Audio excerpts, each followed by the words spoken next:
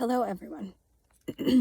Over the last couple of years, 2 years and 7 months to be exact, and 135 episodes of the blog, there's been some feedback.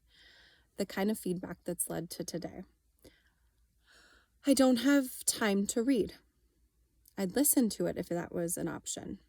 You should tell the stories. People would listen, etc., etc. So since it's Limb Difference Awareness Month, and I've been working on change, I thought it the perfect month to roll out something new. I'm going to start by telling you the story of blog post number 122 entitled Liability, which was posted January 9th, 2024, and can be found on the website youdon'tneed10.com/f/liability. Then I'll finish up the liability series, and then I will essentially start over with blog episode 1 and tell them all to you in order. If you've been following the blog all along, this may not interest you. But I'll be ad-libbing here and there and maybe have a different perspective or something that I forgot to share the first time around. So while it may seem redundant to those of you that read every week, there will be new things. I'll ad-lib here and there, and maybe by doing so, you might learn something new, or maybe by listening to it again, you'll get something more out of it. Maybe you won't. I don't know. I'm starting with the liability series for the same reason that I'm rolling out something new. That post is the epitome of what I'm trying to accomplish with this blog and bring awareness and change to the Born Different community. That post was the #1 shared and commented post in all 135 post history and is still relevant today. If you've had the chance to read episode 136 yet, that came out April 16th, 2024, you'll see that it still is relevant today. So now I'm going to tell you the story of the liability blog post. There's no greater way to try and ruin a Wyman family vacation than for someone to tell Paisley she can't do something because she doesn't have 2 hands. Luckily, we are a tight unit and we banded together and didn't let it ruin our day or our trip. This was a trip that we had been planning for months, had put tons of hours into researching what we wanted to do while we were there. We were going to Universal Orlando because this trip was partially about Maverick and he loves Jurassic Park, Transformers, and Marvel characters. So Universal was the obvious choice. We have been to theme parks before and like to stay on site, so we chose to stay at one of the Universal resorts, Cabana Bay. Again, it was the right choice. The bus goes every 15 minutes to the parks and is free to hotel guests. We rode the bus to the parks, but typically walked home. The resort was within walking distance and more convenient to get back by walking. The resort I picked was kid-friendly and perfect for us. Several pools, a lazy river, hot tub, bowling alley, arcade, which we didn't even make it to, coffee shop located right inside, and several places to get a bite. It lacked a bit on restaurant choices with full weight service, but overall, all week we were totally satisfied and well taken care of. Excellent customer service all around. Universal Orlando has 3 theme parks: Universal Studios, Universal Islands of Adventure, and Volcano Bay. Once we started doing the research, we knew for sure we'd want to hit up all 3. And outside of my parents, everyone would enjoy the water park day. Volcano Bay looked like an amazing place to spend a warm day. We weren't spoiled with super hot days any of the trips, so we checked the weather and picked the best day to do the water park. We bought the 3-day park-to-park tickets, and out of any of the parks, which was the best choice for us, we could hop in and out of any of the parks any of the 3 days that we picked during our trip. So the water park day, we planned to do that park in the morning and then switch to a different one late in the afternoon and hit up a restaurant for supper in the later theme park and stay later in that park than we had been. We had been having so much fun, we were totally exhausted by early evening. The water park morning, we slept in a bit and got there pretty much right when they opened. Volcano Bay was the closest to our hotel, also a strategic move and also perfect. We left our room, walked across our pool area, entered the hotel lobby, grabbed a drink from Starbucks, walked out the lobby front doors, walked around the front side of the building, crossed a little maintenance road, and entered the security for the water park. So perfect. There we met the best security team and the most humane people we would interact with the rest of that park experience. They even remembered us on our way out. So sweet. This is where the vibe of the blog takes a turn. You can call the rest of this story liability, safety, discrimination, body shaming, all of the above. It may be all of them. Definitions according to Google. Liability. The state of being responsible for something, especially by law. The partners accept unlimited liability for any risks they undertake. Safety. The condition of being protected from or unlikely to cause danger, risk, or injury. They should leave for their own safety. Discrimination, the just or prejudicial treatment of different categories of people, especially on the grounds of ethnicity, age, sex, or disability. Body shaming involves in humiliating someone by making inappropriate or negative comments about their body size or shape. Can trigger or worsen existing symptoms of anxiety and depression, especially if shamed in public.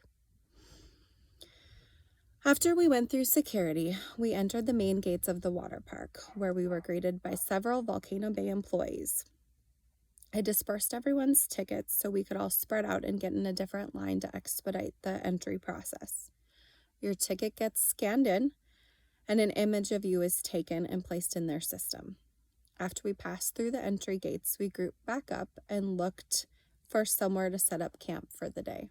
We basically just went straight into the first beach area and grabbed some chairs. The kids and Russell went to the bathroom, and my parents and I started talking about the spot we had chosen. We started looking around and decided there may be a better spot that might have more amenities and be closer to where the kids might be doing things that my parents could watch. My mom and I took off looking at the map on my phone and found another beach similar or smaller but closer to bathrooms, towels, and the little kid area where Maverick might be. Also had lazy river access, which all of us that were swimming that day love. So Mom stayed and I walked back to gather our belongings and met the rest of the crew. So we all moved our stuff to the new location. Now I went to the bathroom. When I returned, Russell and the 3 kids had gotten in the lazy river already. I was getting everything situated for the day and spreading out our stuff amongst chairs, hiding cell phones in bags, finding sunscreen to put on people as I found them, etc. After organizing things, I was just standing there soaking up the sun with my feet in the sand, and the big kids came rushing in. Paisley announced, "I have some disappointing news." I replied, "What is disappointing?" She replied, "I can't go on any of the rides that include a raft." Horrified and panicked in my head, since that is one of the things that looks so fun for us adult-sized people to do together, I said to her, "Who told you that?" She replied, "The lifeguard." I said, "What lifeguard? Where?" She replied, "The one working the slide we just tried to go on over there. She told me I couldn't go because I don't have 2 hands." Still horrified, I pulled up the app on my phone to see which one and asked her to take me over there. She refused, said she wasn't going back over there. Apparently, the big kids had gotten out of the lazy river partway through, and the first slide they tried to go on was Ika Moana, a slide that involves holding on to a raft. As they entered the ride, they went to scan their bracelets, and the lifeguard assigned to that slide at that moment told them that Paisley couldn't go because she didn't have 2 hands. The kids said nothing and just bolted to find me. By the time the kids and I got done arguing about whether or not they were going to show me which slide to go talk to, Russell was back, and we made Jet take us. He took us partway up, but then bolted. Neither kid wanted to go back up there and talk to anyone. As the day played out, any time that first lifeguard was on duty in an area, Paisley avoided it altogether. When she was monitoring the lazy river, Paisley didn't get in it. She waited until that lifeguard rotated, and she didn't encounter her again. Russell and I walked up there, and Russell started. He said, "My daughter was just up here and told she couldn't go on a slide." The lifeguard replied, "Was she the girl that only has one hand?" We said yes, and she replied, "It is policy. I can't let her go on it, but we could speak to the lead guard on duty." We replied yes, we wanted to speak to him. He shortly arrived, and we tried to have the conversation and were given the same response: "It is policy." The conversation was a bit more involved with the lead guard. We brought up the fact that their rules don't take into consideration anyone's actual abilities. It's just simply two functioning hands, and that's it. I said that was discrimination. Russell called it body shaming. Neither of those labels got us anywhere. It still circled back to liability and policy. Russell said, "What would happen if she fell off the ride? Would she die?" The guard replied, "No, she wouldn't die, but he couldn't let her on it." I asked if it's the type of raft that has a loop for a handle, because she can loop her arm through that and with the power of her wrist hold on. But apparently the policy is simple and clear. Two functioning hands. Actual physical abilities not taken into consideration. As we walked away, we passed the concierge desk, where we started the same conversation with the attendants working there, and the same conversation circled through. The concierge called her boss, the manager on duty, and tried to help us. We volunteered to sign a waiver of any kind. This person asked some questions through the concierge lady, and we explained her wrist and what capabilities she has. The other concierge person rotated out, and a new one came in as I was calling this whole episode discrimination. That person frowned at me and told me that was a stretch, that it's based on physics, etc. I told him that they were taking zero capabilities that she has into consideration. It's simply, you don't have two hands, you can't go. It doesn't get any more discriminatory to me. The concierge lady's boss called his or her boss, and by the end of all of this, we were back to square one. It was a no. We could go to customer service and try and get our money back for that particular park out of our 3-park ticket, etc. But there was nothing else they could do. We had tried. We had pleaded our case, used any mama bear tactic we could come up with, tried the Wyman dad routine, but it was simply safety, liability, policy. Two functioning hands was the vote. Somewhere in all of this, I had announced there is absolutely no way on earth that we would have come here had we known. There is no way we would choose to subject our daughter to this and put her in an environment that would bring up this reaction and these feelings. She suffers enough. I said I write a weekly blog about all of the things she endures. On this planet, we would not have chosen to bring her here, and it should have been informed to us long before she got all the way to the water slide to scan her bracelet. The concierge lady was great. She felt for us, but was stuck. Her cohort was less than impressive trying to explain physics to me. He clearly is not a parent with parent feelings. The concierge lady opened a paper brochure with a map and circled all the things on the map that our daughter could do. Watching that was another gut punch. It was nice, and it helped us that day to not send her to a slide with a raft or a tube. She could do none of them, but watching her circle what my child can and can't do hurt my heart. There were several slides on that list. If you've been following along over the years, you know I struggle with the word disability and my daughter. In my eyes, my daughter is not disabled. She can do anything. This was clearly about her disability, though, and a reminder that she has one, whether I label it that way or not. We walked away and went and chatted with the family. We chose to stay and make a day out of it. Immediately, Russell and I and the two big kids picked some slides to go on, and my mom took Mavi to the wave pool to ride the waves. We tried explaining it to the kids. Sister wanted no part of it. She didn't care to hear the reasonings, and we didn't want to hurt her more by continuing the conversations. It took Jet a while to grasp that it was simply about two hands. The first few slides that we went on as we were climbing the stairs to go on them were watching the other rides, and at one point Jet's like, "We should be able to go on that one. There's a baby on that one." I wasn't sure at the time what he meant by a baby. I couldn't see and didn't want to continue the conversation right then with sister near. I didn't know if he meant actual baby or young child, toddler age. Either way, he was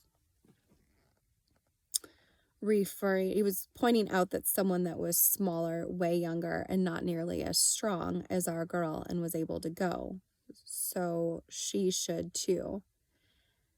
Maybe those kids had the right physics. Either way, he wasn't getting it.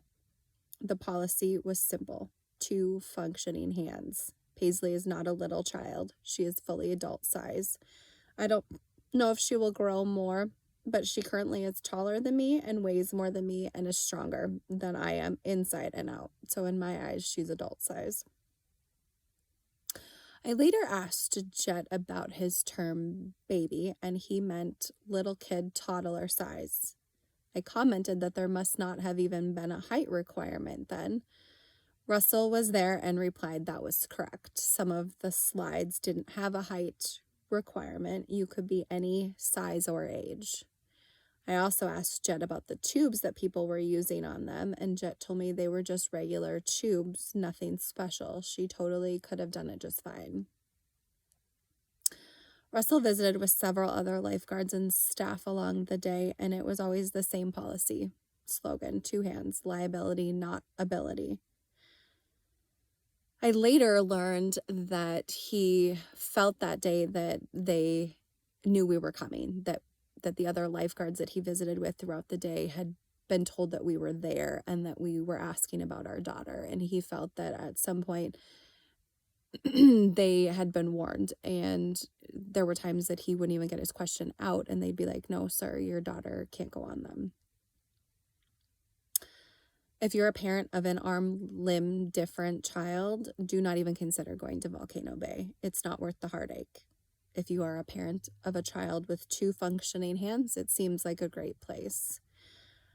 I spent most of the day with a broken heart and a stomach ache, but it had seemed like it would have been a magical day.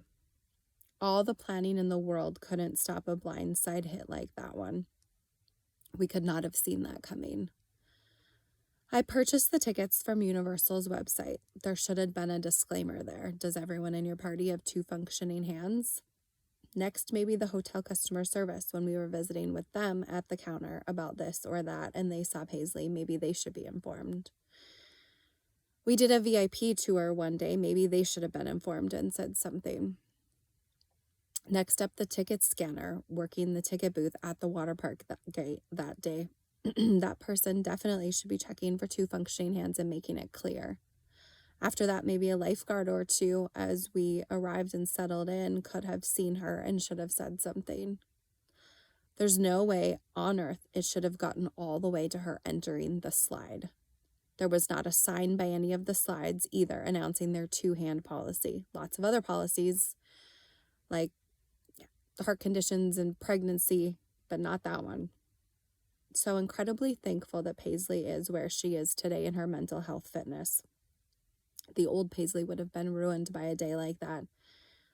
This Paisley was visibly upset and very unhappy, but was strong enough to put that away and have a good day anyway on the body slides in the Fearless River, and I have no doubt she will deal with this episode when she returns to therapy this week after the holiday break.